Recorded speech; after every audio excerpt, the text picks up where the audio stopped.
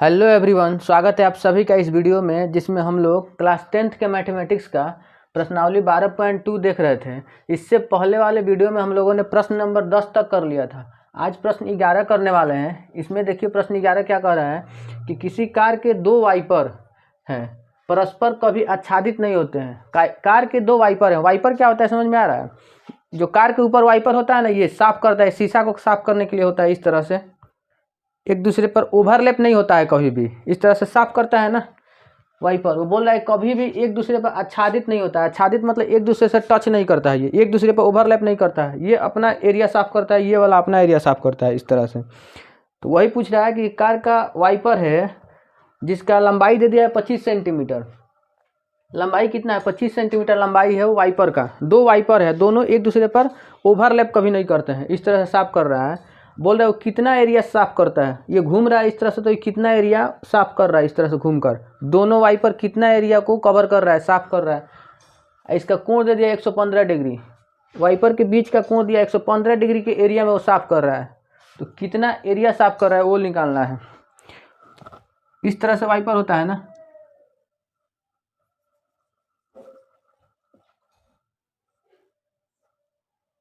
ये त्रिज्या खंड बना रहा है, इस तरह से साफ करता है। यहाँ से उठता है इधर, इसी तरह से ना साफ करता है।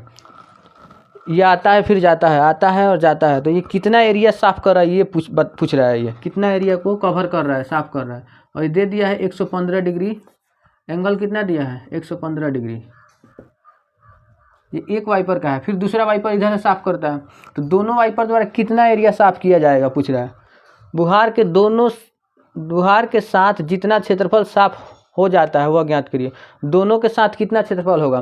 तो एक का हम लोग निकाल लेंगे और दो से उसमें गुना कर देंगे तो दोनों का क्षेत्रफल निकल जाएगा। पहले एक का निकालेंगे कि ये कितना साफ कर रहा है, उसके बाद दो से गुना करेंगे तो दोनों का निकल जाएगा एरिया। इसका लंबाई दे दिया है 25 सेंटीमीटर। एंगल दे दिया है, तो त्रिज्या खंड ये बन रहा है पूरा। अगर पूरा ये हम लोग घेरेंगे तो ये क्या बन रहा है? एक सर्कल ही बनेगा।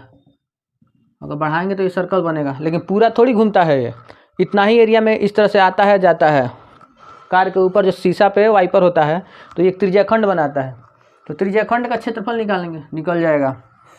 पहला क्या है, हल करेंगे। एक वाइपर द्वारा साफ किया गया क्षेत्रफल, एक वाइपर द्वारा, उसमें दो से गुना करेंगे तो दो का निकल जाएगा। एक वाइपर द्वारा साफ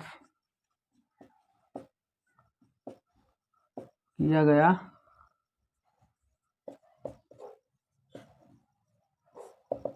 क्षेत्रफल कितना होता है?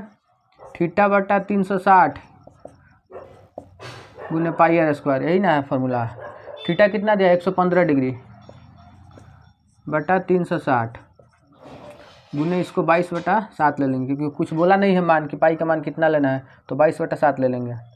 इंटू आर, त्रिज्या दिया है 25 सेंटीमीटर। लंबाई, जो लंबाई है वही तो त्रिज्या है। आर को 2 बार करना है, 25 गुने 25। अब इसको अगर आप सोल्व करिएगा, ये टोटल को गुना करके पूरा सोल्व करिएगा तो आंसर आएगा 627.48 सेंटीमीटर स्क्वायर। ये काम आपको करना है, इसमें टाइम लगेगा। इसको सोल्व करके आप देखिएगा, इतना आंसर आएगा। ये काम आपका है, आपको करना है। ये एक वाइपर द्वारा इतना एरिया साफ किया जाता है, 627.48 सेंटीमीटर स्क्वायर एक का। लेकिन दो वाइपर ना होता है, दो वाइपर होता है, इस तरह से साफ करता है। तो दोनों वाइपरों द्वारा कैसे निकलेगा? फिर इसमें दो से गुना कर देंगे तो दोनों का आ जाएगा। तो कुल वाइपरों द्वारा साफ किया गया क्षेत्रफल, दोनों वाइपरों द्वारा लिख देंगे, दोनों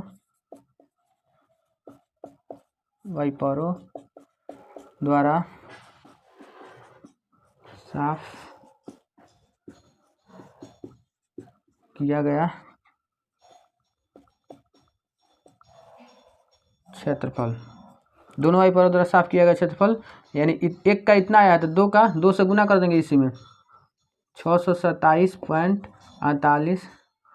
इसको गुना करेंगे तो कितना आएगा? 6 दूनी के 12 और 27 दूनी के 54.48 का डबल करेंगे 96 सेंटीमीटर स्क्वायर। 12 से 54.96 सेंटीमीटर स्क्वायर। टोटल का इतना आंसर आएगा। दोनों वाइपरों द्वारा इतना एरिया कवर किया जाएगा, इतना एरिया को साफ करेगा दोनों वाइपर इस तरह से घूमेगा। तो वही निकालना था। देखिए अगला क्वेश्चन है, क्वेश्चन नंबर 12 बोल रहा है जहाज़ों को समुद्र में जल स्तर के नीचे स्थित चट्टानों की चेतावनी देने के लिए एक लाइट हाउस 80 डिग्री कोण वाले एक त्रिज्याखंड में 16.5 किलोमीटर की दूरी तक लाल रंग का प्रकाश फैलाता है। समुद्र के उस भाग का क्षेत्रफल ज्ञात करें जिसमें जहाज़ों को चेतावनी दी जा सके। ठीक है, ये बोल रहा है ना कि अरे जब समुद्र में जब जहाज चलता है ना तो उसके अंदर बहुत सारी चट्टानें होती है। मान लीजिए कि ये समुद्र का जल स्तर है, ये पानी का जल स्तर है समुद्र का, इस पर से कोई अगर जहाज यहाँ से आ रहा है तो इसके नीचे बहुत बड़ी बड़ी चट्टानें यहाँ पे होती है। यहाँ पे पानी के नीचे बहुत बड़ी बड़ी चट्टानें होती है। तो ये तो आएगा यहाँ से जहाज अगर आ रही है, ये जहाज अगर आ रही है तो यहाँ पर तो आके टकरा जाएगा। तो इसको देखने के लिए यहाँ पर एक लाइट हाउस लगाया जाता है। लाइट हाउस जैसा कोई यंत्र होता है यहाँ पे, जो क्या करता है, बहुत तेज प्रकाश मारता है। इस तरह से बहुत तेज प्रकाश मारता है। तो क्या होता है, दिखने के लिए प्रकाश मारा जाता है। यहाँ पर लाइट हाउस लगाया जाता है कि आगे दिख सके क्या है, चट्टान कहाँ से है, तो डायरेक्शन चेंज कर दिया जाएगा, दूसरे दिशा में जहाज को भेजा जाएगा। तो इसी को बोल रहा है इसकी लंबाई कितना दिया हुआ है, तो इसका एंगल दिया हुआ है, लाइट हाउस के बीच का एंगल दे दिया हुआ है 80 डिग्री दिया है। ये जहाँ तक प्रकाश मारेगा, जहाँ जितना दूरी जाएगा प्रकाश, उसकी लंबाई दिया है 16.5 किलोमीटर दिया है। तो 16.5 किलोमीटर के एरिया तक ये प्रकाश मार सकता है लाइट हाउस, जो यहाँ पे एक यंत्र लगाया गया है देखने के लिए कि आगे कौन सा चट्टान है, कितना ऊंचाई में रखा गया है चट्टान को। क्योंकि ये जाएगा जहाज यहाँ से, तो अगर चट्टान दिखेगा तो डायरेक्शन चेंज कर लेगा। तो ये क्या बन रहा है, लाइट हाउस द्वारा जो प्रकाश मार रहा है। तो ये देखिए यहाँ पे एक त्रिज्याखंड का आकार ले रहा है, इस तरह से ये प्रकाश मार रहा है, त्रिज्याखंड का आकार यहाँ पे आ रहा है। तो इसी का निकालना है कि कितना एरिया कवर कर रहा है, ये जो लाइट मार रहा है कितना एरिया में ये लाइट प्रकाश को मार रहा है, कवर कर रहा है। तो त्रिज्याखंड का क्षेत्रफल निकाल लेंगे θ/360 गुने πr² से, जहाँ पे r दे दिया है 16.5 किलोमीटर और एंगल दिया है 80 डिग्री। तो निकल जाएगा क्षेत्रफल इसका।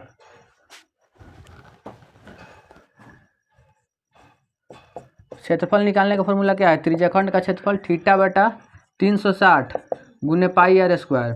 थीटा दिया है 80/360, पाई का मान बोला है इतना यूज करने के लिए, यानी 3.14 गुने आर दे दिया है, त्रिज्या दिया है 16.5 गुने 16.5। इसको अगर सोल्व करेंगे तो टोटल आप इसको सोल्व करके देखिए कितना आ रहा है। इसका आंसर आएगा 189.97 किलोमीटर स्क्वायर, इतना आएगा आंसर। इसको सोल्व करके अपने से देखना है कितना आ रहा है। अगला क्वेश्चन है प्रश्न नंबर 13, बोल रहा है एक गोल मेज पोस्ट पर 6 समान डिजाइन बने हुए हैं, जैसा कि आकृति 12.14 में दिखलाया गया है। फिगर ऐसा बनाया है बुक में, एनसीईआरटी के बुक में ऐसा फिगर दिखलाया गया है। यदि मेज पोस्ट की त्रिज्या 28 सेंटीमीटर है तो 0.35 प्रति वर्ग सेंटीमीटर की दर से इन डिजाइनों को बनाने की लागत ज्ञात करें। मेज पोस्ट ये पता है क्या है, टेबल होता है ना, गोल टेबल, उस पर रखने के लिए एक चादर नहीं बना लेते हैं। मेज पोस्ट ऊपर से बिछाने के लिए एक चादर टाइप का गोल बनाते हैं, अच्छा दिखने के लिए, फूल रहता है उस पर, वही बोल रहा है मेज पोस्ट है। इस पर 6 समान डिजाइन बनाया गया है, 6 को डिजाइन बनाया गया और सबका डिजाइन एकदम सेम है। देखिए 1 2 3 4 5 6, ये 6 डिजाइन, सबका डिजाइन बिल्कुल सेम है और एकदम समान डिजाइन का सभी डिजाइन ये है जो मेज पोस्ट पर बनाया गया है।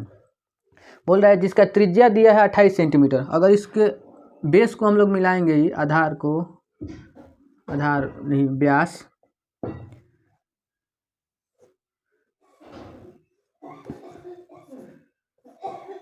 इसको अगर हम लोग मिला रहे हैं तो इसकी त्रिज्या जो हो रहा है तो पूरा व्यास है। ये जो त्रिज्या हो रहा है सबका, इस सबकी लंबाई कितना दिया है, 28 दिया है, 28 सेंटीमीटर बोल रहा है, 28 सेंटीमीटर दिया हुआ है। 0.35 वर्ग प्रति सेंटीमीटर की दर से इन डिजाइन को बनाना है। ये जो डिजाइन है ना, इसको बोल रहा है कि 0.5 सेंटीमीटर, 1 सेंटीमीटर स्क्वायर का खर्चा आ रहा है 0.5 सेंटीमीटर। तो पूरे को बनाने में कितना खर्चा आया है, ये जितना डिजाइन बना है 6, इसको बनाने में कितना खर्चा आया होगा। तो ये वाला है क्या, पहले ये देखना पड़ेगा ना। ये जो है वृत्तखंड है, ये तो एक वृत्तखंड ना बन रहा है। तो वृत्तखंड निकालने का हम फार्मूला बताए थे ना, वृत्तखंड निकालने का फार्मूला क्या होता है?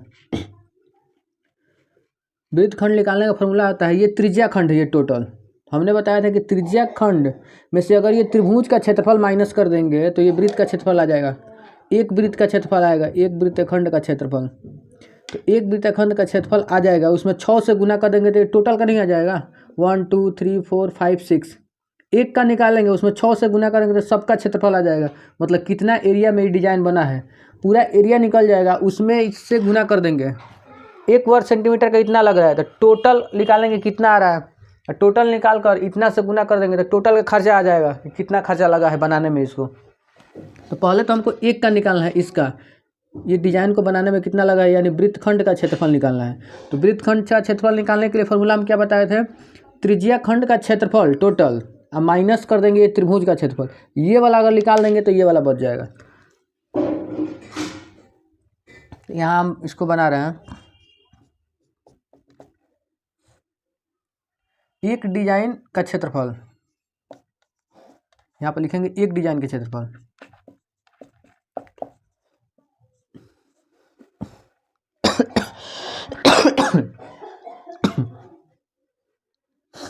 एक डिजाइन का